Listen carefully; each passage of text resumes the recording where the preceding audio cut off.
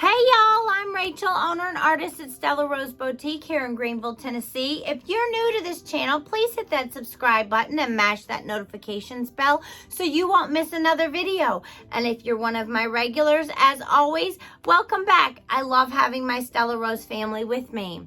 I've got a little bit of housekeeping to do with you guys. It's been about 10 days or so since I've been able to get a video up because the good Lord has blessed me with the ability to have my own location. We've been able to move into a new shop, and it is located at 524 Justice Drive in Greenville, Tennessee. That road is the one that goes between Walgreens and where our lovely Weigels used to be. I'm right next door to the doghouse. If you guys haven't tried their food, you need to swing by and stop my shop and then eat some lunch. It's amazing. Anyhow, I have to get out. I need to go find some things that I can thrift. I have a collaboration coming up with Bree from Upcycled by Bree and Leesa with Leesa Boone Designs. I'm buying for Bree, Bree's buying for Leesa, and Leesa's buying for me. So stay tuned for the end of this video for a sneak peek on what our collaboration's gonna bring you. I'm super excited. So come with me and let's see what we can find. Let's go! Here are 7 of the items that I was able to find thrifting. I went into Missy's This and That. They didn't have anything there that I could upcycle. And then we swung by the U-Turn for Christ. I was able to pick up that metal plaque that I had for the wall. And then we swung by Ruthie's.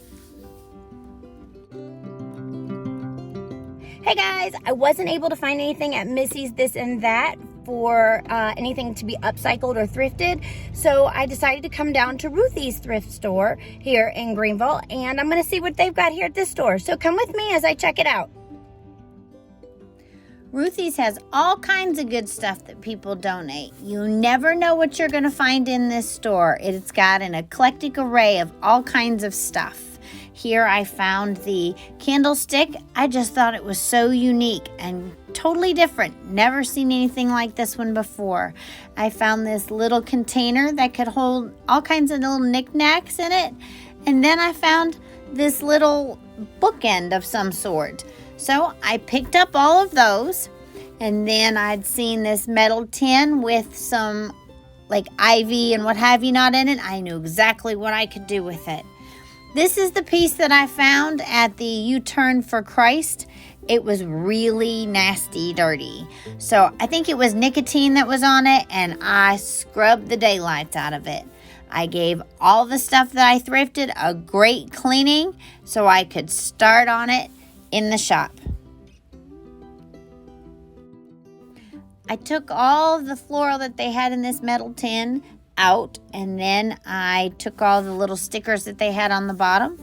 I painted this. I had a mixture of Aviary green from DIY, and I mixed it 50-50 with some Bead Board to give it a little bit of a softer green look. I dried it to speed it up with the heat gun, and then I went back and I painted Crinoline over the top of it. After I was done with adding the crinoline, I let that dry, and then I went back and I brought back some of the green on the textured part of the tin. I then went and I waxed it with the clear DIY wax. This wax is so buttery smooth. And then I used hot glue gun. You see me here dipping the end of the hot glue gun tip into a tube of the hot glue. That's so that it won't continually drip as you have it sitting there. I don't know how it works, but it does. I'm adding the moss here to cover the top layer of this container so you won't see any of the foam that's in it to hold the flowers in place. I cut apart some of the lavender and I arranged it in the center. And then I went and I put in some of the eucalyptus leaves, and I didn't like the way the eucalyptus leaves looked with that. So I went back and added boxwood leaves around the edge of the container.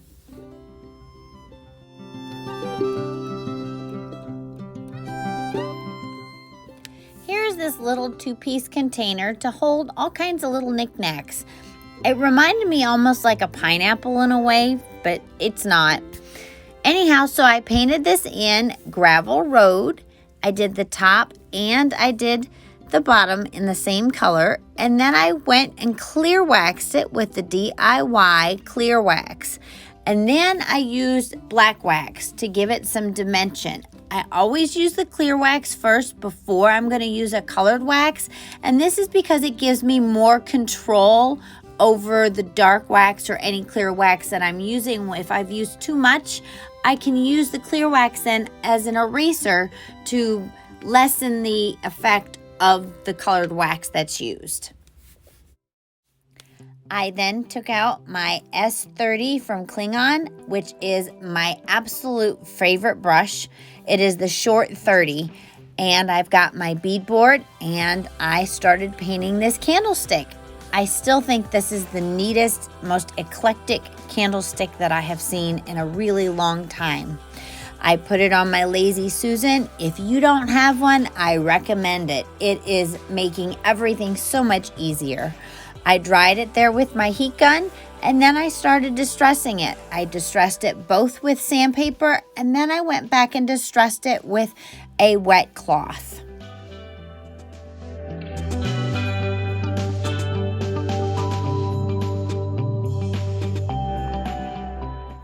I then scooped out some of my DIY clear wax into a separate container because you don't want to dip into your main container and contaminate it. And I clear waxed the candlestick. I then went and decided to use some of my dark and decrepit dust, and I used a chip brush to feather it into the nooks and crannies on the piece. And then I took one of my dry rags and I went back and wiped back some of the color so you just have it left in the nooks and crannies of the piece. And then I decided to try my hand at mixing the 2022 Pantone color of the year, Veri Peri. So the colors that I used to get this mixture was Cherry Picked, Bead Board, Water Lily, and Blue Iris. Let me know in the comments how you think I did, how close I came to it. I decided to paint this bookend in that color, and then I sped it up, drying it with my heat gun. Here you see me scooping out the wax again because I don't want to contaminate my main container, but you see me using the larger stencil brush. I do that when I have little things that have nooks and crannies in them that I want to make sure I get the wax into it. Once I did the clear wax, I went back and I added the white wax to it. And then I wiped it back so it just stayed in the low spots of the piece. Here is that really neat metal piece that I found at the U-Turn for Christ. I decided to use the Veri Peri version on this too. And once I painted it all, I then used my heat gun to speed up the drying process. And then I went through and I sealed it with Big Top because I was going to put another color on the top of it and I wanted to make sure it would not bleed through. So when I went to distress it.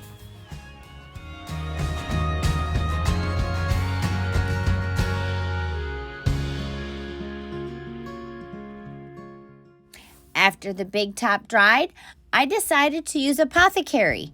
So I put a layer of Apothecary over the entire metal piece.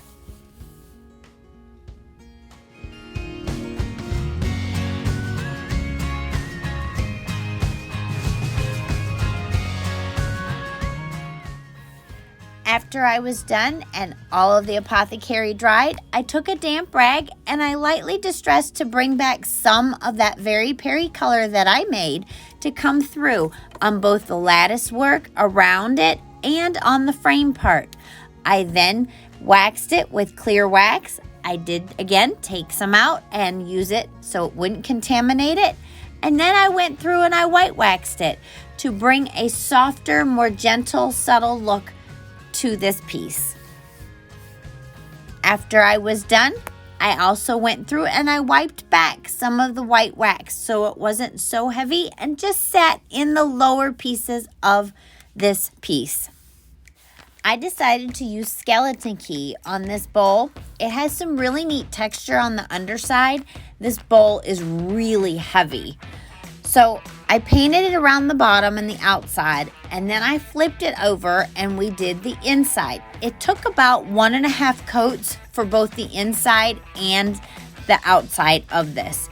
And it's got a lot of detail on the underside, on the little like stem of the bowl.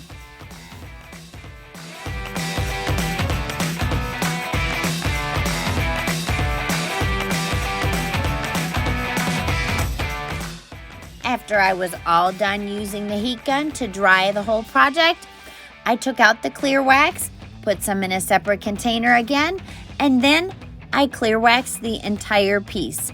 Once I was done, I then took some white wax and I went over it to get it all completely covered to soften that look. You'll see me using the small JRV brush again because there's some little tiny nooks and crannies on the underside part of that bowl that I didn't want to leave out, and I wanted to make sure that it got the white wax and the clear wax too. And then I used my amazing buffing rags that I get from Sweet Pickins Milk Paint. They're perfect.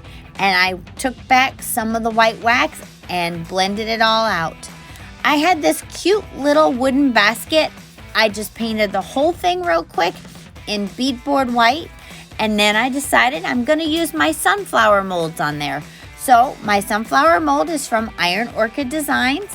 And then I used the air dry clay and I put it in, and I used my micro rim edges to smooth out the excess on the molds. And then I used the Type Bond Quick and Thick, which is my favorite glue when applying air dry clay molds to any project. I then laid it down, and so that it doesn't move, I used some painter's tape and lightly went across it until it dried.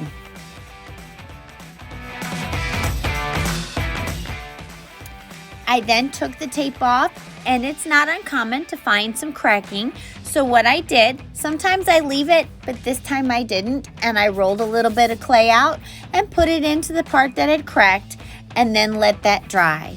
I then went back and painted another layer of paint over all of the molds and the little basket that I had. And then I went and sealed it with white wax, and then I came back and I used the Verdigris wax over the ends of it and the whole piece. I did stencil it with one of the JRV Fresh Flower Market stencils. I didn't record that, but I will include that stencil in my description box. Once I did this with the Verdigris wax, which is my blue colored DIY wax, I went back and I wiped it back. All the paint and products used in today's video you can find on my website at stellaroseboutique.co and in my shop at 524 Justice Drive in Greenville, Tennessee. All of the pieces that I have finished are also available both on my website and in my shop. If you like trash to treasures, thrift flips, and how-to tutorials, please hit that subscribe button so you won't miss another video from me.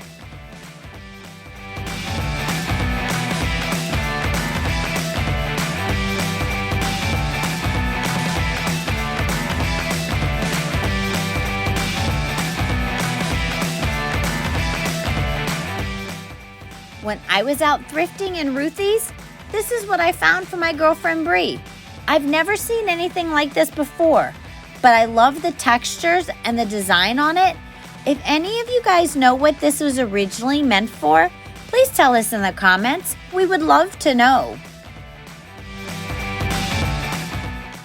And here I am coming up unboxing the package that came from Leesa Boone from Leesa Boone Designs.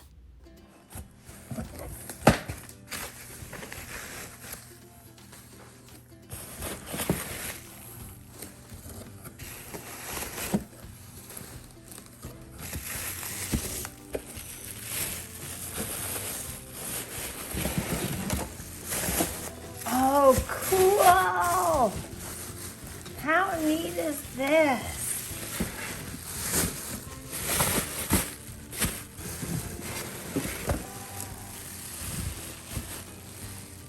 Oh, I love So make sure you hit that subscribe button and the notifications bell. Hop on over to Brianna's Upcycled by Bri and Leesa Boone's Leesa Boone Designs and subscribe to all of us so you won't miss our collaboration coming up. Thanks for watching. Bye.